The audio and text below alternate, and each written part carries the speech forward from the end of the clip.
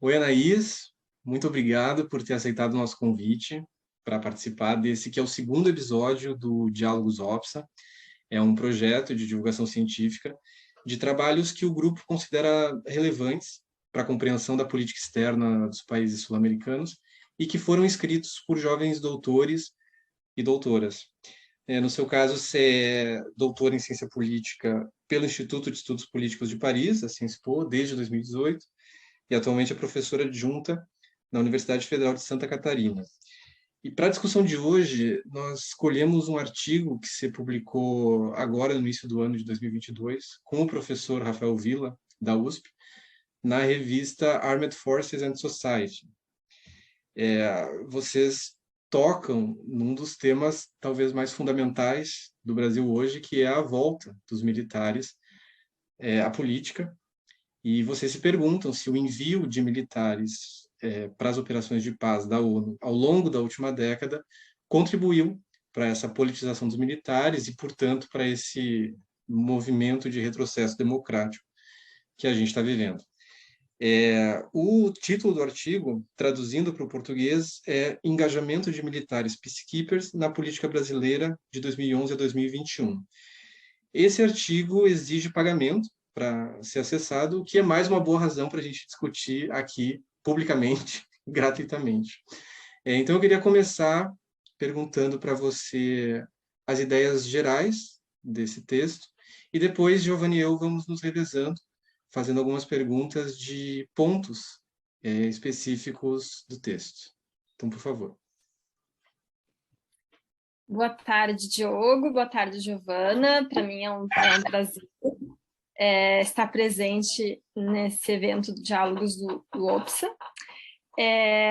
Sobre o artigo ele explora como certas habilidades políticas e simbólicas que os militares que participam de operações de paz desenvolvem, elas podem ser instrumentalizadas no âmbito da política doméstica quando esses militares retornam das missões, né? Existe uma literatura sobre operações de paz que é muito otimista sobre os efeitos que essas operações de paz teriam para as relações civis e militares, porque operações de paz são consideradas operações externas, né, fora das fronteiras de um país, e logo elas atendem àquele critério do Samuel Huntington, que os militares estariam voltados para assuntos externos, se profissionalizando, e logo seriam assim neutros politicamente. E a nossa pesquisa partiu dessa indagação de querer compreender os efeitos da participação dos oficiais brasileiros na MINUSTAH teve sobre a política brasileira, porque hoje nós vivemos um governo assim, com um maior número de ministros militares desde o fim do regime militar, em 1985. E então esse artigo se propõe primeiro a fazer um mapeamento, né, de quem são esses oficiais que vieram a compor a política, a ter cargos, né? Fazer essa comparação entre os governos sobre a proporção dos ministros militares, e também, assim, que eu acho que é a maior contribuição de explorar a interface dessas operações de paz com a política, a partir desse caráter que a gente fala que é o caráter multidimensional das operações de paz. E aí a gente elabora, né, três categorias que explicariam esse envolvimento dos militares na política, que é o prestígio, a capacidade de articulação política e a experiência na mediação de conflitos. Perfeito, Anaís. Antes da gente entrar de forma mais demorada nos argumentos principais do artigo, eu acho que seria importante fazer algumas considerações introdutórias sobre as missões de paz da ONU, que são, de certa forma, um pano de fundo, né, do artigo.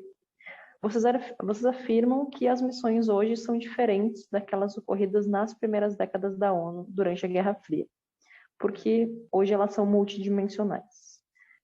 Você poderia explicar um pouco melhor esse conceito e por que esse conceito importa para pensar a construção das democracias hoje, especialmente nos países do Sul? As operações até a Guerra Fria, elas eram operações para garantir o cessar-fogo entre países. E o que nós assistimos é que existe uma integração de componentes assim, humanitários, políticos, a essas operações de paz. Então, hoje a operação de paz, a sua fase assim, mais longa, digamos, é a fase da estabilização, né? Stabilization. E essa fase de estabilização é basicamente garantir a governança daquele país. Então, isso inclui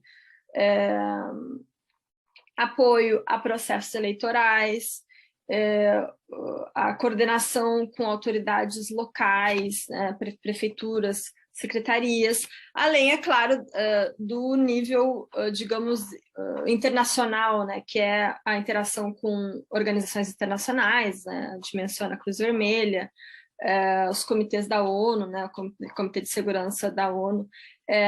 Então, hoje as operações de paz, elas visam uma série de componentes, né, assegurar uma série de componentes para, digamos, assegurar a paz a médio e longo prazo. E aí que nós problematizamos, né, esse caráter, visto que o militar ele se coloca interagindo com uma série de agências, né, civis, e são justamente essas habilidades que nós enfatizamos que podem ser utilizadas no âmbito político. Além disso, eu quero salientar que essa fase de estabilização das operações de paz é uma fase que se assemelha muito às próprias operações de garantia da lei e da ordem, né? Tanto as operações de paz quanto as operações de garantia da lei e da ordem têm uma fase de estabilização, que é justamente esse contato, essa articulação dos oficiais, né, enfim, líderes militares, com a sociedade civil e com a sociedade política. Existem mesmo alguns, assim, não é exatamente a nossa opinião, mas existem alguns estudos que colocam a semelhança das operações de paz hoje com as operações de contra-insurgência, né? Operações ali dos anos 60 e 70, justamente nessa ênfase que, para garantir o sucesso da missão, é necessário conquistar, né, os corações e mentes da população. Então, essa ênfase hoje ocorre a partir da cooperação civil-militar, né, que é uma interface das Forças Armadas com a sociedade civil e com a sociedade política. Bastante interessante esse panorama, Anaís, e, de fato, a tese do Huntington está bastante desqualificada hoje em dia.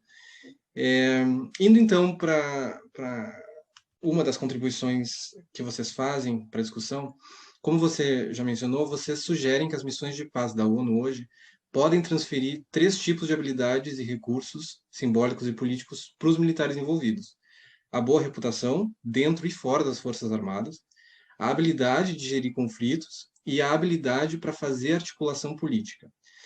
Sobre a boa reputação ou prestígio, por que um militar enviado para uma missão de paz se destaca entre os seus pares? Quer dizer, essa posição de servir numa missão de paz da ONU é disputada dentro das Forças Armadas brasileiras? Como é que funciona?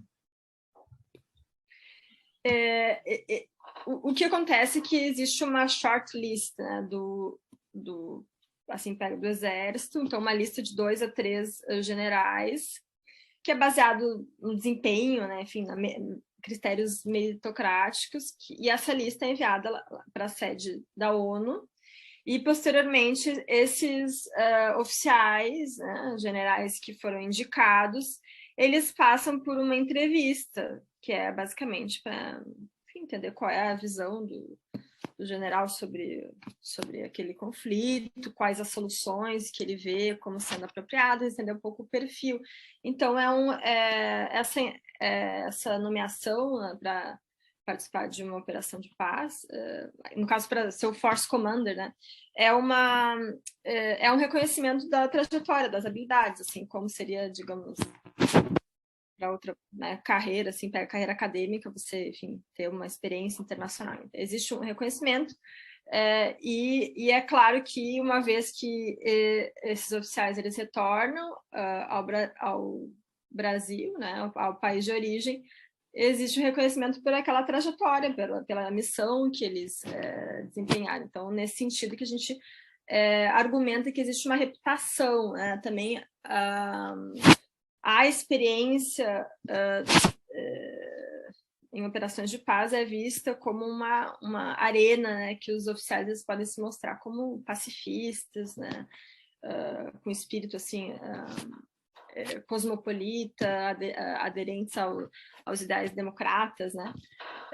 Então, é uma experiência que, sim, tanto do ponto de vista interno da seleção quanto do ponto de vista externo, ela faz com que os militares ganhem prestígio. São militares que já têm prestígio, digamos, né? Com a tropa, enfim, com a instituição, e por isso que eles são nomeados para estar numa operação de paz. Bom, no que toca o segundo e o terceiro benefícios que missões de paz podem render aos militares, né, como vocês colocam, que é a habilidade para gerir conflitos e para fazer articulação política, vocês apontam que, no caso dos membros do governo Bolsonaro, o que se observa principalmente é que os militares não cumpriram a expectativa de melhorar a governabilidade com os outros poderes do Estado. E a que fatores, então, do contexto brasileiro que você atribui esse fracasso? Um ponto que, assim, foi um ponto que a gente quis enfatizar no artigo é que não estamos argumentando que os militares eram uma tábula rasa, né, antes de ir para operações de paz, e aí foi aí que eles desenvolveram essas habilidades, enfim, essa vocação, né, entre aspas, para a política. É claro que não, existe um histórico de interferência dos militares na política, existe uma autoimagem dos militares que ainda se veem, né, como aquele poder mesmo moderador, né, um braço do Estado, e que, poxa, em certos momentos eles estão facultados a interferir na política. A experiência com as operações de paz, o que fez foi aprofundar essa, digamos, essa inclinação dos militares para participar da política, que a gente está falando assim das habilidades em termos neutros, né? Mas não existe um lugar neutro na política, não existe, né? Não existe vazio na política. Então, é claro que ocupar essa função de articulação política na política doméstica implica o posicionamento, né, político, né? Não é algo neutro. Mas nós, assim, enfatizamos que muitos oficiais, eles vão abertamente assumir uma posição de polarização política, né? A gente menciona, enfim, agora a lista é grande, né? Mas o caso do general Heleno, por exemplo, assim, oficiais que vão se colocar, poxa, em atos antidemocráticos, né, contra o Supremo Tribunal Federal, colocando em xeque as eleições. Então, existe uma articulação desses componentes, né, desenvolvidos ali no âmbito internacional, com a esfera doméstica, com a política doméstica, né?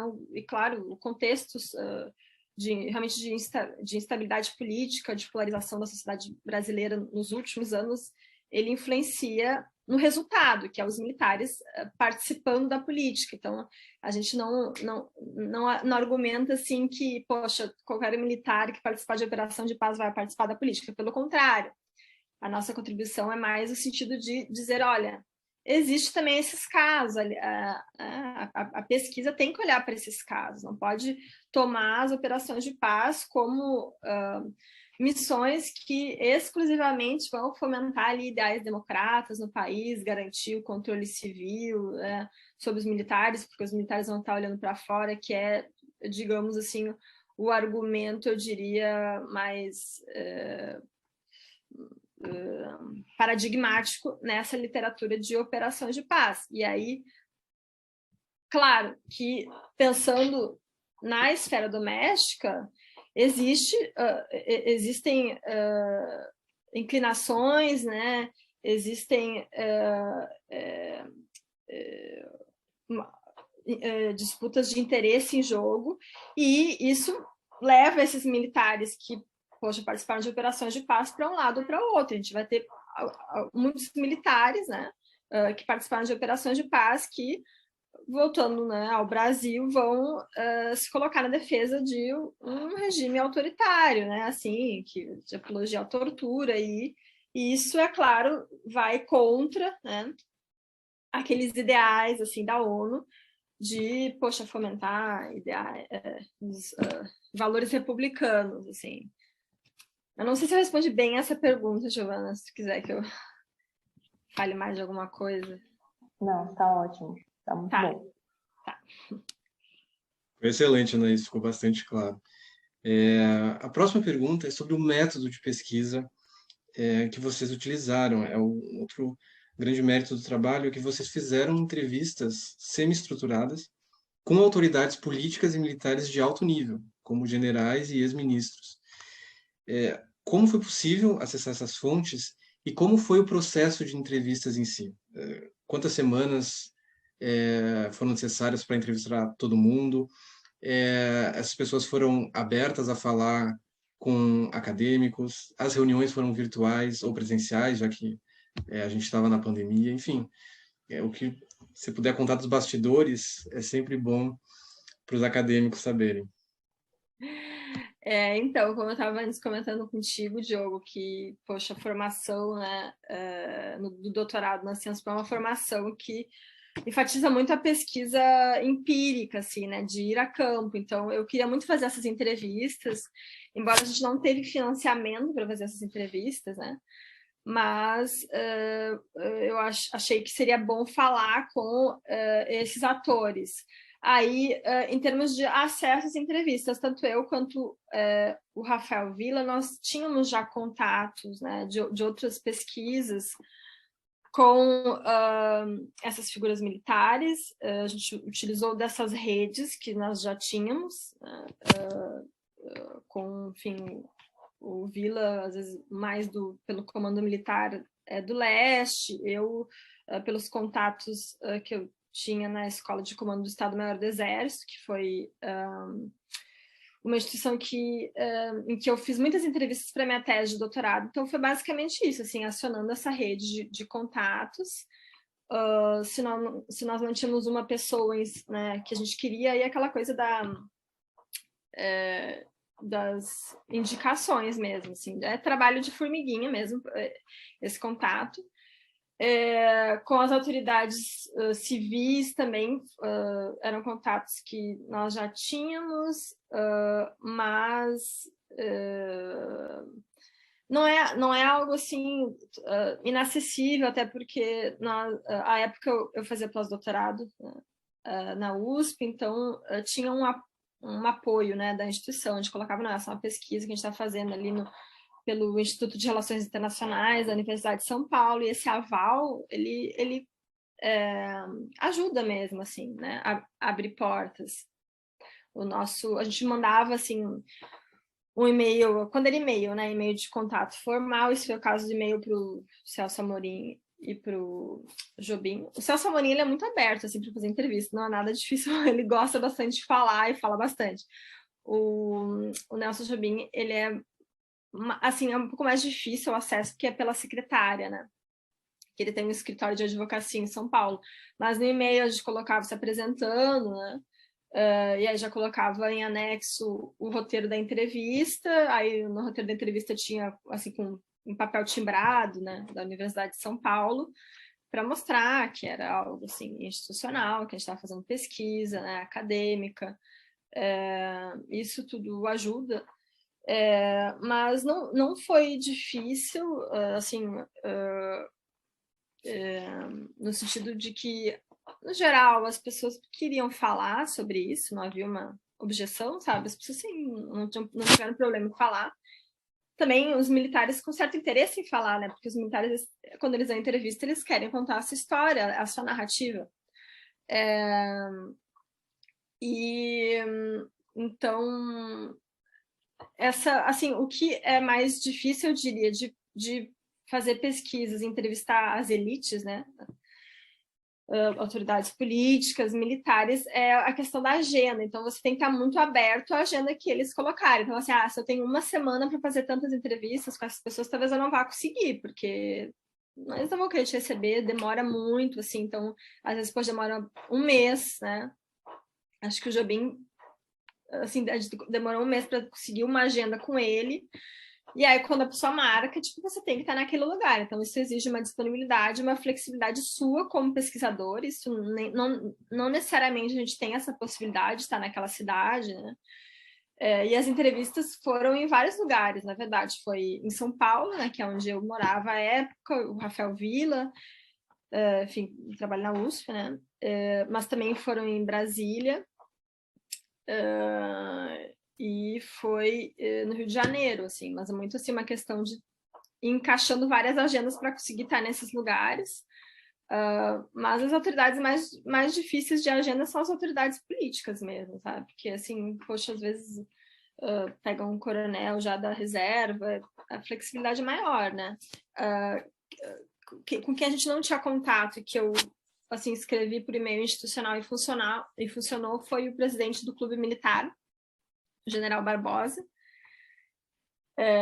e também foi uma entrevista depois do Carnaval, na verdade, que eu estava no Rio e aproveitei para entrevistar ele e foi bem assim, não foi algo difícil, sabe? Então, também acho que tem uma questão do pesquisador, né, de se colocar e ver o que acontece, assim, desses contatos, né? E essas entrevistas, elas, assim, em termos de tempo, foram entrevistas ao longo, assim, acho que de 4 meses que a gente ficou meio que, digamos, catando, sabe, assim, esses contatos.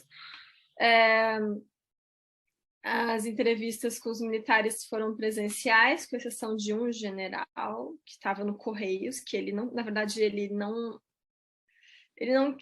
foi uma pessoa que não quis responder, porque ele respondeu só o questionário, que a gente mandava o questionário, né, para, digamos, criar uma certa confiança entre entrevistador e entrevistado, e aí ele mandou só as respostas, assim, tipo, prontas, tipo, uma frase, 2, e foi isso que a gente conseguiu. Então, em alguns casos, sim, teve, não negativo, eu diria, mas, assim, um certo desinteresse, não querer compartilhar tanta informação, mas, no geral, nós tivemos uma abertura positiva, assim, com esses entrevistados. Muito interessante essa narrativa, né, de como fazer campo e também para a gente não perder a esperança. Sim. Na verdade, uma boa parte é se jogar e ir na tentativa e erro, né? Exato. Bom, vocês apontam que nos governos Lula, Dilma e Temer, apenas um militar foi nomeado como ministro em cada um. Já no governo Bolsonaro, o número de militares em cargos de ministro aumentou para 11, né? Chegou a 11. Eu acho que isso foi em 2020. Agora talvez até tenha baixado um pouco. Sendo que 73% deles, naquele momento, ou seja, 8 desses 11, eram especificamente militares que foram enviados para missões de paz da ONU, principalmente a MINUSTAH. Vocês concluem, então, que existe uma categoria específica de militares, os enviados para missões de paz, e essa categoria está expandindo e renovando a longa tradição de presença militar na política brasileira. Por outro lado, também mencionam que há países em que o envio de militares para as missões de paz ajudou a distanciar as Forças Armadas da política. Qual deveria ser, então, na tua opinião, o caminho para o Brasil? Parar de enviar militares para missões de paz ou continuar enviando, mas de outra forma? Assim, de nenhuma maneira nós estamos defendendo no artigo que o Brasil não deva participar de operações de paz, pelo contrário. Mas é necessário levar em conta que pode existir essa possibilidade de politização dos militares pelo tipo de natureza multidimensional das operações de paz, por nós estarmos em um país em que o controle civil sobre os militares não está consolidado, e também, assim, que é algo que nós não falamos ainda, né, das próprias atitudes das elites políticas, que têm interesse que militares estejam na política, né? A gente fala muito sobre o problema das Forças Armadas estarem na política, mas também existe um acordo tácito das elites políticas, assim. Então, não estamos defendendo que os militares não devam participar de operações de paz, mas levar em conta que países do sul global enfrentam desafios específicos, sabe, sobre controlar as Forças Armadas. E, assim, acho que é mais no sentido de colocar em xeque, problematizar a narrativa que vem das instituições internacionais, pegar as Nações Unidas, de ver, assim, operações de paz exclusivamente como algo que é super positivo para o país, que vai ajudar, né, a democratizar as relações civis e militares. E o exemplo do Brasil é um exemplo muito forte que demonstra que não, pelo contrário, né? Então, houveram, sim, efeitos domésticos. Claro que esses efeitos, eles não estão relacionados exclusivamente às operações de paz, também interagem com questões internas, mas as consequências existem, né? Então, acho que a nossa contribuição é no sentido de tentar, assim, matizar um pouco essa narrativa sobre as operações de paz e de questionar também as autoridades políticas sobre esse, né, sobre esse papel que foi concedido aos militares, e que, sim, houveram efeitos, estão havendo efeitos muito negativos, né? Assim, ontem estava acompanhando um debate sobre as eleições e com especialistas, assim, sobre Forças Armadas, e especialistas, pessoas assim que trabalham, né, dão aula para militares, falando assim, poxa, respeitem as eleições, sabe, assim, vamos respeitar os resultados das eleições. Então, a gente vive um momento muito grave, né, da nossa situação política, e é necessário repensar um pouco, eu acho que esse papel mesmo das operações de paz, o escopo dessas operações de paz, e a narrativa que se cria sobre as operações de paz, assim. Muito interessante seu ponto de vista, Naís, porque nos últimos tempos, nessa ânsia de tentar entender como é que chegamos até aqui, muita gente vem colocando em xeque o envio de militares para operações de paz, às vezes no limite da criminalização das operações de paz, como se tivesse sido um erro naturalmente fadado a acontecer na última década. E o trabalho de vocês ajuda a mostrar como tem questões de contexto que importam na hora de fazer uma avaliação dessas. Qual é o país que está envolvido, qual é a tradição dos militares desse país, qual é o momento político em que eles vão voltar para esse país, enfim. Bom, já nos encaminhando para o final, a gente reserva a última pergunta para tratar um pouco da experiência de fazer um doutorado, que a gente acha que ainda se discute pouco em espaços públicos. No seu caso, você cursou o doutorado no exterior, na França, depois de fazer um mestrado no Brasil. Então, a gente queria saber quais são as principais diferenças que você percebeu da pós-graduação lá e aqui, e se o trabalho de pesquisador é mais valorizado na França, ou se ele também tem características de trabalho precarizado, como acontece no Brasil. Bom, essa questão rende bastante, assim, né? Eu fiz o mestrado na Universidade Federal do Rio Grande do Sul, 2013, 2014, que é um contexto bem diferente do momento atual, em que tinha bolsas, todos os alunos da minha turma de mestrado, que se eu não me engano eram 12 pessoas, todos tinham bolsas de mestrado, as bolsas têm o mesmo valor de agora, né, mas assim, tinha um poder aquisitivo maior, tinha verbas para congresso, mesmo para mestrado, verbas para você fazer missão de pesquisa no exterior, né. Agora a gente enfrenta uma precarização muito exacerbada nos últimos anos, né, no Brasil. Na França, o que eu posso dizer? Primeiro, assim, eu estudei na França, na Sciences Po.